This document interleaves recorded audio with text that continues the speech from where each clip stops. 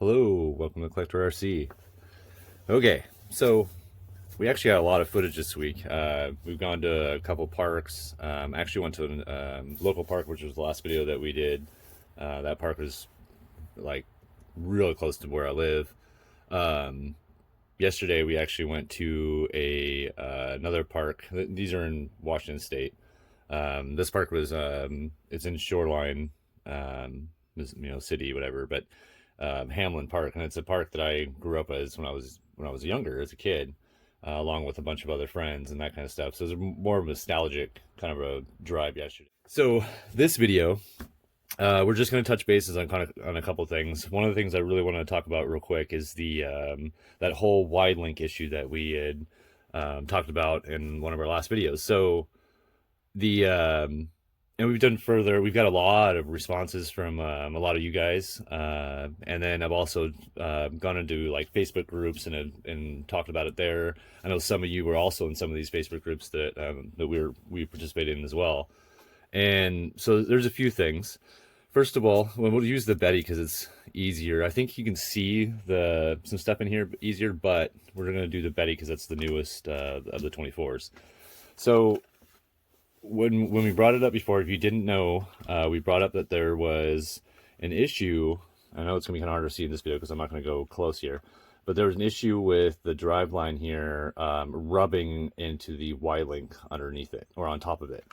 And so what we discovered, yes, there are notches in them, and that's why we wanted to make the point. It's not happening to everyone's vehicles. I mean, we've got 3 different versions of these, and mine isn't, it's really close, but mine isn't actually touching, where like Little Bro's, his Betty is completely touching. It's not in the notches, or what we think is actually in the notches, but it's too far in the notches, and it's still eating even within the notch. So it was just still even too close with the notches. And then the cuz the same thing. He found that his is rubbing as well. And then some people have found that they didn't even have the notches in their wide link. So like that's kind of the point we wanted to go on, is that not everybody's car is going to be the same. That's kind of what we just wanted you guys to kind of look at it and check.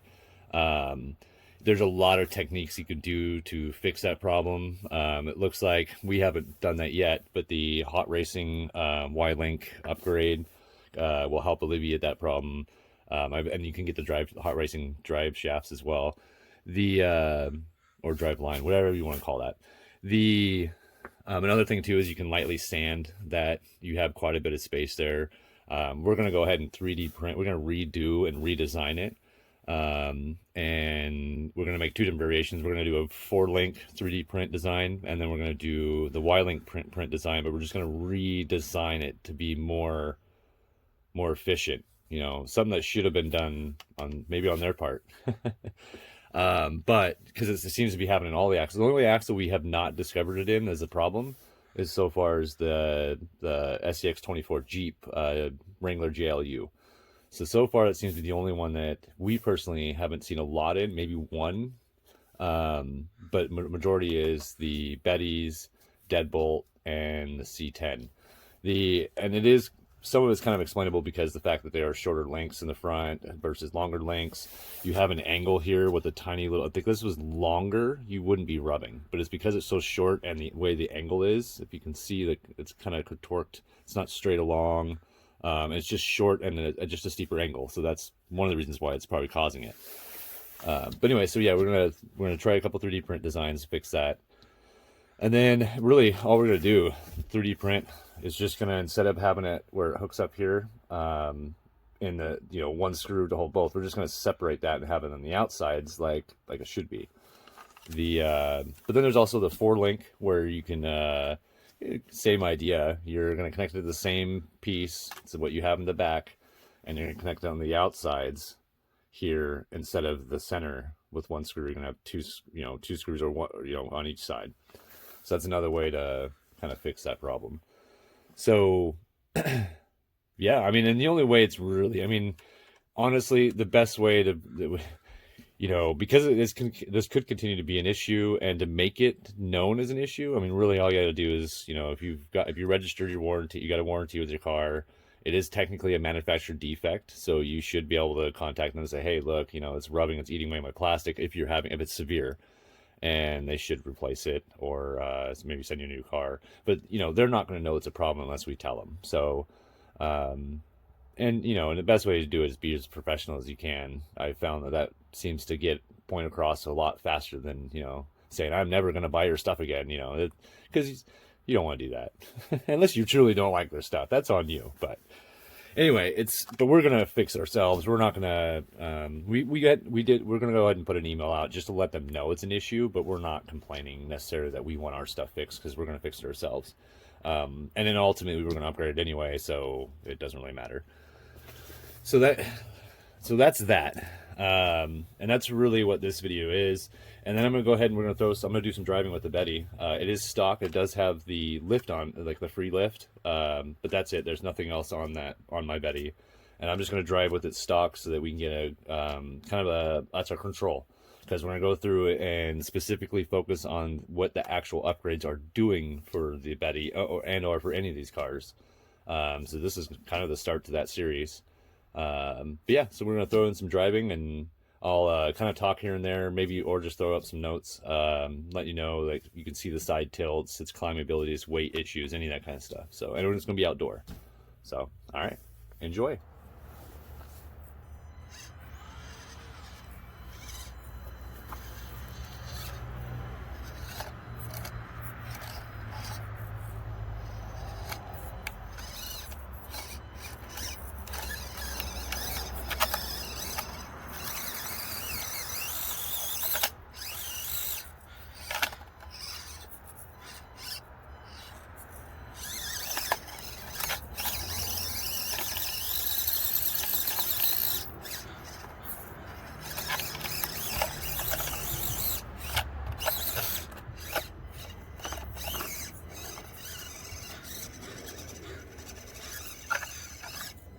So you can see here, unfortunately the stock servo is underpowered, and it's unable to force itself to get back on the rock to climb evenly. And I struggle quite a bit here. Lift up, it just gets stuck.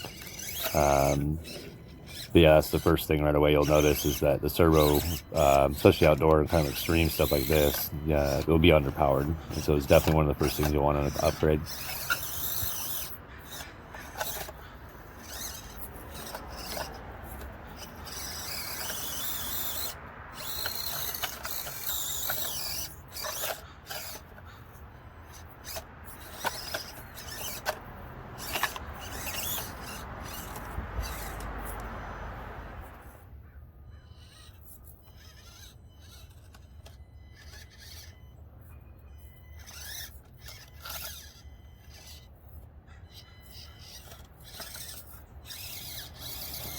So here you can see that I'm clearly struggling a little bit. The tilt there is obviously pretty bad.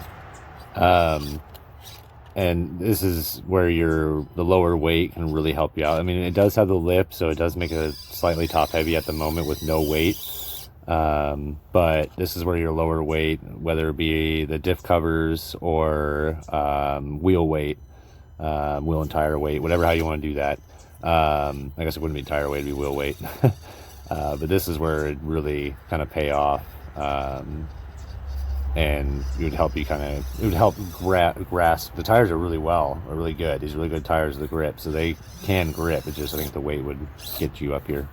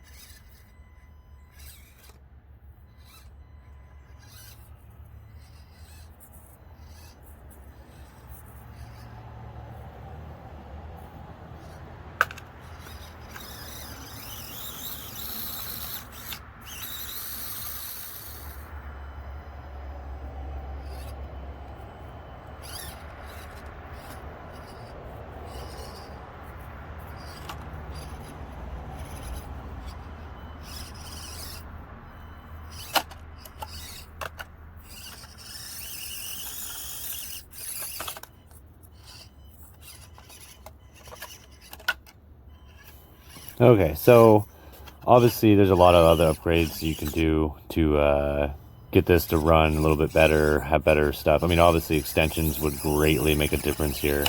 And so basically what you're seeing kind of here too is, and you can see in the other parts too, is that it needs more front weight, and a little bit more front weight would help. You know, you can see here, would keep that nose down. I probably could have forced my way through there with front weight, and an overall weight in general, and lower weight specifically would really make a big difference on here.